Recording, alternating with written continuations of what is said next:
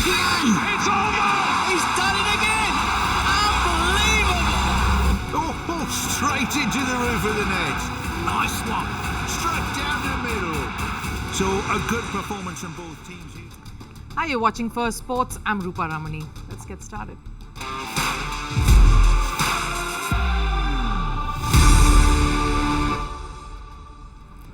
On the show today, hate crimes in many countries are on the rise. Today we focus on Ireland, who are targeting migrants, Indians in particular. Their most prominent cricketer, Kevin O'Brien, has come out to condone the attackers. How important is it for Ireland to keep its cricketing ties with India intact?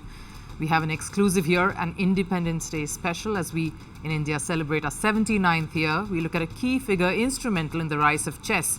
Koneru Humpy in conversation after her campaign at the FIDE World Cup, where she reached the final. She speaks about her challenges, the struggles she's faced, and the constant battles India has on the global stage. And cricket enters OnlyFans adult site via England cricketer Tymal Mills. Now, while he promises to keep it clean, his aim is to project the unfiltered side of cricket. Is that what is making organisers of the 100, where he's currently playing, all the more cagey? But first, to look at the headlines on Sports 360.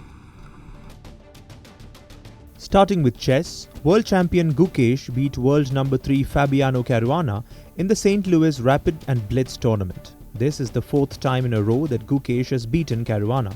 Despite the loss, Caruana is leading the points table. Gukesh, on the other hand, moved to the fourth place. In cricket, New Zealand selector Sam Wells will step down from his position. Since September 2023, Wells oversaw a successful period of transition for the Black Caps. During his tenure, Wells saw New Zealand become the runners-up of the 2024 Champions Trophy. They also recorded a historic 3-0 Test Series win in India in 2024. In tennis, world number 1 Yannick Sinner has entered the semi-finals of the Cincinnati Open. The Italian beat Felix Auger-Aliassime in straight sets. With this, he has recorded his 25th consecutive victory on hard court. He will now face Terence Atman. Moving to football, Israeli football fans have upset Poland with their banner in Hungary. Israeli club Maccabi Haifa was competing against a Polish side in a Europa Conference League qualifiers. Haifa fans held up a banner saying "murderers since 1939. The Polish president says it insults the memory of the victims of World War II. Haifa eventually lost the match 2-0. In news from the Olympics, the International Olympic Committee has given a major boost to commercial partners ahead of the 2028 Los Angeles Olympics. For the first time in the tournament's history, venue naming rights have been awarded. Comcast and Honda are the primary partners and will see their names on stadiums. This will help boost the commercial revenues of the Games. Amid all the wars, there is hate rising. Today we focus on Ireland, where migrants, especially Indians, are living in fear. The country is witnessing a spike in racist attacks and anti-immigration protests. Why are we talking hate crimes here on a sports show? Because Ireland's biggest cricketing icon, Kevin O'Brien, has called out his own countrymen for their disgraceful acts. Namaste. Kevin O'Brien here. I want to say how deeply saddened I am by the recent racist and hateful acts against Indians in Ireland. These attacks do not represent who we are as a people. India and its people hold a very special place in my heart and in the hearts of all my fellow Irish teammates. We've always loved playing in India. The warmth and love we've received there has always made us feel at home. I hope this message makes you feel the same, and I want to reiterate to the Indian community that Ireland is your home too. Your contribution to the Irish society is immense, and we deeply value everything you do. Please remember that the bond between our countries will remain unshaken by the actions of a small few. It's a very passionate address, that, but Kevin O'Brien here isn't just any cricketer. He's the man who put Ireland on the global map when he scored the fastest World Cup 100 back then against England in 2011. So when he says there's a problem, it carries gravity, and the numbers back him up. Last month, a 40-year-old man was assaulted and stripped in public. Then an entrepreneur was attacked on his way back home. And then earlier this month, a taxi driver became the victim after he was hit by a bottle twice on his head. 3 major incidents in just weeks, and that's not even scratching the surface. 2024 witnessed 676 hate crimes related incidents. It was a 4% increase from 2023, which saw 651 such cases. And given how the year has gone by already, 2025 is expected to be far worse. Protests rage, tensions rise, but the truth is hate crimes in Ireland aren't new. They're just finally getting the attention they deserve.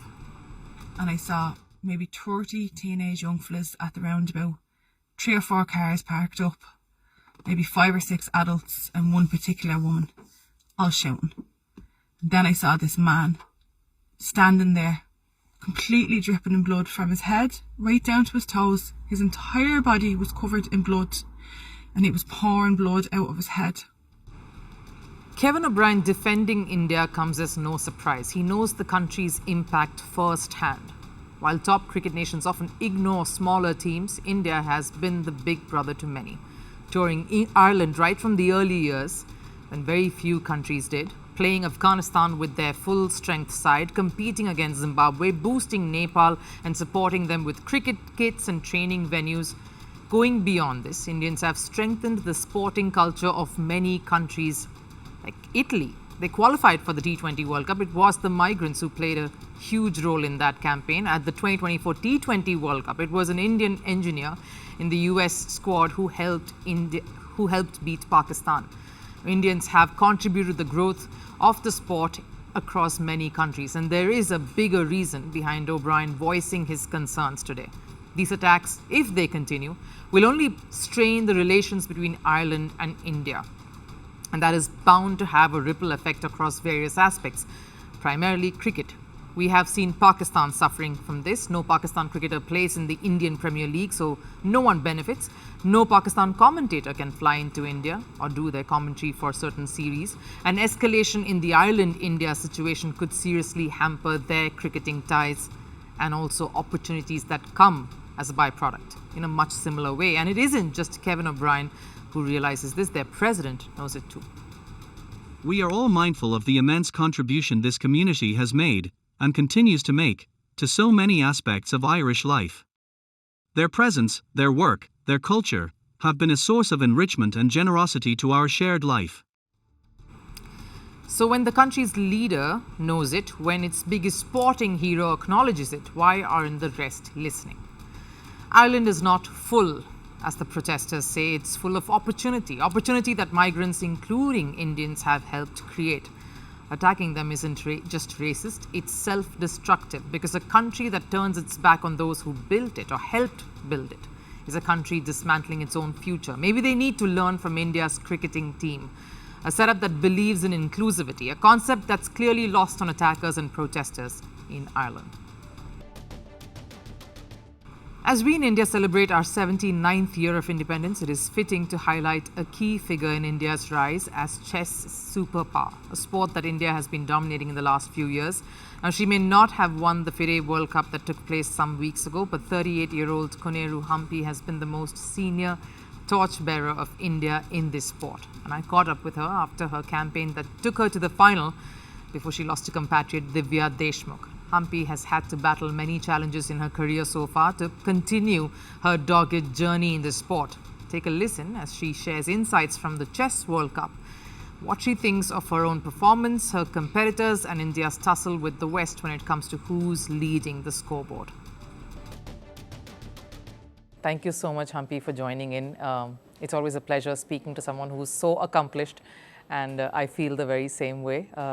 First things first, before we get any further, take us through how it was, how was the World Cup campaign for you, and what would your key takeaway from that be? Thank you so much. It's been a great experience for me as a player to be able to play for so many years representing India.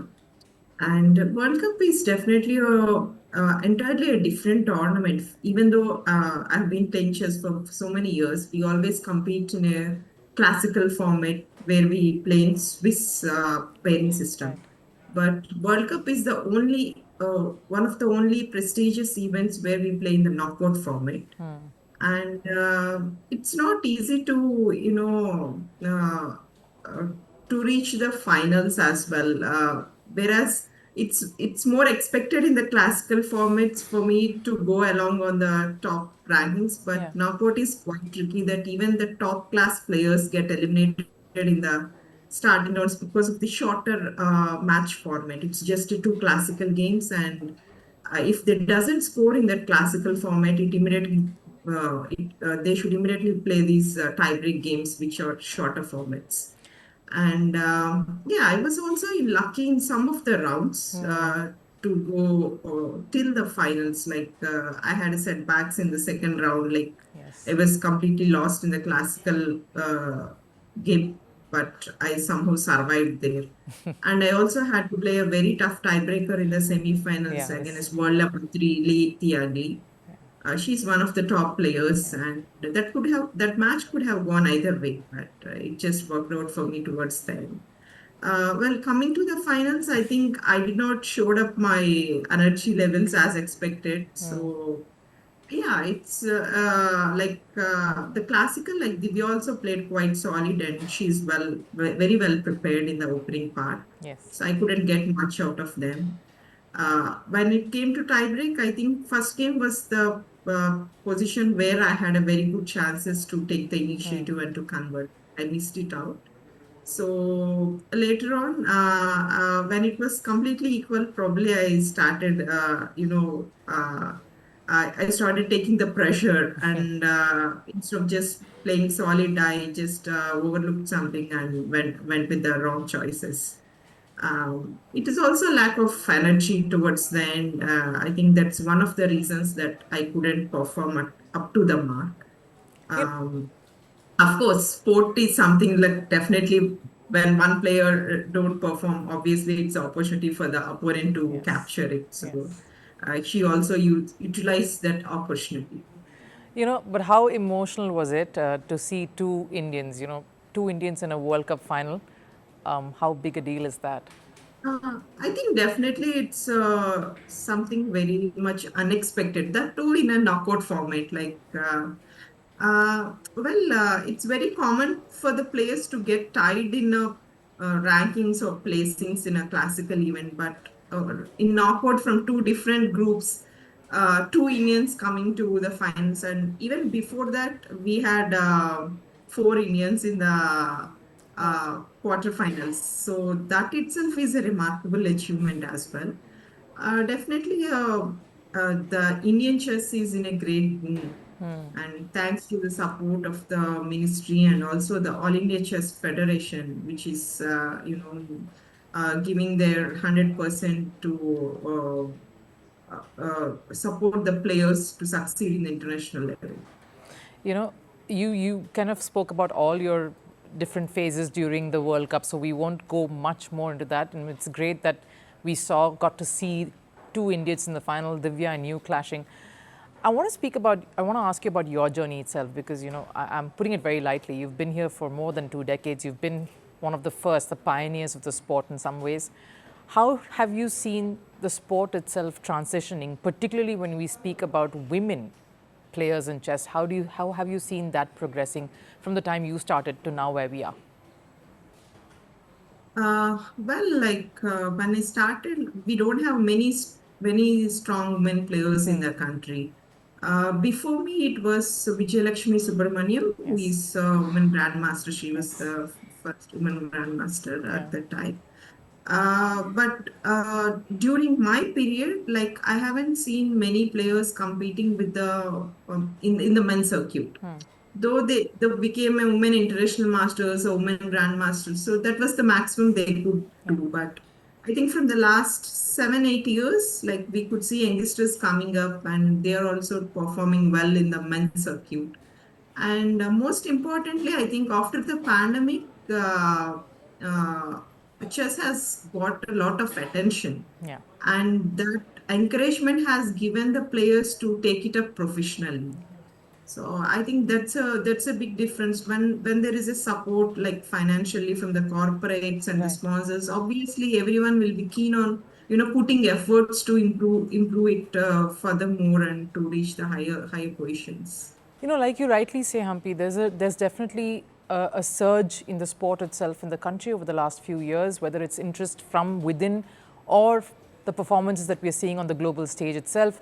But do you get the sense too that there is still this level of skepticism that the West has when certain voices and big names in the sport continue to say that any big Indian victory is not permanent, it's just a flash in the pan? Do you get the sense that there's a bit of skepticism in the West still?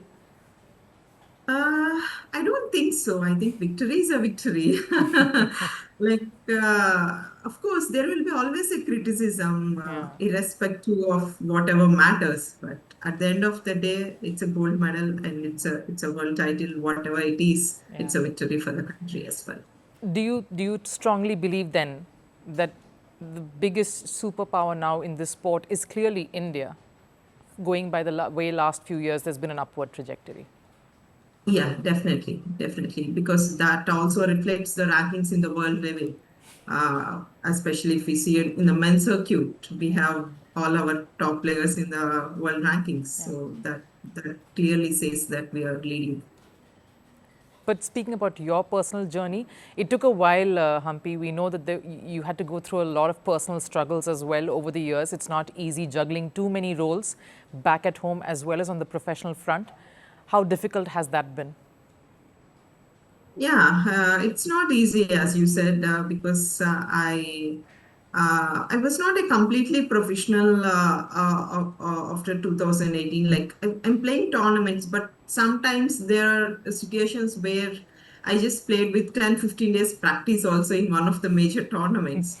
So it's not easy to sustain at this level, but of course I try my level best to keep complete focus when I'm playing a tournament. And from the past 2 years, I think I've been doing well, able to win World Rapid title as well, and also one of the major Grand Prix events in India as well. But definitely, the level of competition is comparatively like quite high nowadays. High in the sense like the preparation part. Like now, people are very much well prepared, having a professional coaches and trainers. So unless you put a lot of efforts, a lot of time into the sport, it's hard to achieve results. Was it a big struggle for you to take a step back briefly from the game and then again? I mean, and how has motherhood sort of transformed or changed you professionally? Well, I wouldn't say I'm balancing, but I'm definitely missing my daughter when I'm playing these tournaments. I think I started playing events from May until the World Cup, like May to July. July, it was completely hectic schedule for me. I played three very strong tournaments. And yeah, my daughter really missed me, and she was like literally counting days when I'll get back to the home. So yeah, sometimes you need to sacrifice something to achieve. Well said. And that's what I wanted to ask you about. Has your daughter shown any inclination towards this sport? Does she watch you play, and how does she react to the kind of success that you've achieved? Yeah, now she understands like that I'm a professional player and I play for the country and all these things. Especially during the World Cup, like she was also watching live in between uh, during the nights. She also started watching line, and she also started counting on pieces whether I was doing well or not. That's how she's. And after I came back to home, like she asked for me to show the medal as well. Yeah, like it's good that she's aware of that. But she personally, like, she's not very keen on playing the sport. She likes more playing with her friends around by. That's okay. Of course, she just knows the basics of the game. Like every child is different. I think we just need to encourage them whatever they are interested. I know, Humpy, you'd always say that the competition is with yourself and how you can better yourself. That's the kind of person you are. But if I had to ask you the one edge you as, I don't like to use the word veteran, but someone who's been there for a very, very long time and who's seen the game evolve, what's the one thing that you have that trumps all the youngsters who are just coming in? Definitely, I think I'm much more stronger till. Maybe sometimes results might not reflect that, but strength-wise, definitely I'm much more stronger. But I do have drawbacks, like I don't have the same energy as the youngsters. Sometimes I don't react so sharply as they do. Yeah, there are certain drawbacks, but I still need to, work on that, and I still need to improve my stamina as well. Being modest as ever, I'm sure you can take all of them on simultaneously given any day. But just to wrap this up, Humpy, the kids these days like to go bungee jumping when they win a title or two. What is your idea of a celebration, especially considering the kind of success you achieved and the titles that you've won recently? Even though as an youngster, when I won any tournament, like I haven't done any kind of a celebration for me. It was always a happy moment when I, go back to home and see my family. That's the most happiest moment when I gather with the family. I come from a very small city. Like for me, these small things matters a lot. I'm not much into the hyping section or not into social media. It's more important for me that I spend a quality time with the people around me. Humpy, that's what's so special about you, and truly you remain golden, and that's one of the reasons why. Thank you so much for speaking to us. Thank you so much. And hoping to see more of you very soon. Thank you. Remember OnlyFans? It was the buzzword sometime last year. It's a social media website where content creators can share a lot of things about them, the A-rated version too. There are many athletes in it, some who want that extra bucks on the side to help them travel and play tournaments. The latest entrant, and the first and only cricketer so far to partner with this site, is England's Tymal Mills. In fact, the reason this tidbit is in the news is because the organisers of the 100, a cricket tournament in the UK, refused to let Mills display the OnlyFans logo on his bat. Now, Mills gives assurances of the content that his fans will see on his OnlyFans account. Organisers, though, are still cagey, especially with Mills promising the unfiltered side of international cricket. Has the sport entered uncharted territory here? Our next report has more. Remember OnlyFans? The social media site that blew up last year. A site known mostly for its A-rated content, but also for fitness trainers, chefs, musicians, and now, cricketers. Meet Tymal Mills, England fast bowler, T20 specialist, and the first ever cricketer to partner with OnlyFans. He says it's not about spicy content, but about sharing exclusive, behind-the-scenes access to his life on tour. I know exactly what people might think and what they are best known for, but I'll be putting stuff out that is about cricket and maybe a little bit of lifestyle content too. I'll try to be as open as I can and show both sides of the coin. But here's the catch. When Mills turned up for the 100 cricket tournament, organisers said no to him displaying the OnlyFans logo on his bat. Reason? The platform's image didn't sit well with the tournament's family-friendly branding. Maybe cricket is not ready to be associated with the platform. Though Mills is giving assurances, saying fans will see fitness routines, travel snaps, training sessions. His claim to provide the unfiltered side of international cricket is exactly what's making organisers sweat. Because the gentleman's game suddenly finds itself in uncharted territory.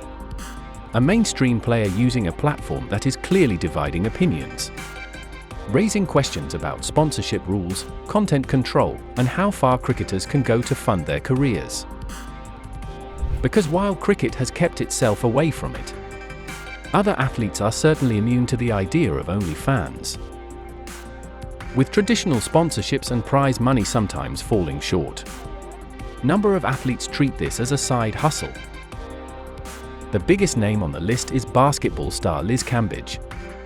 The Aussie apparently enjoys a good lifestyle because of OnlyFans. And why restrict yourself to just fans when you can lead your passion and a comfortable life with OnlyFans? And it isn't just women athletes. Men have dived into this world too.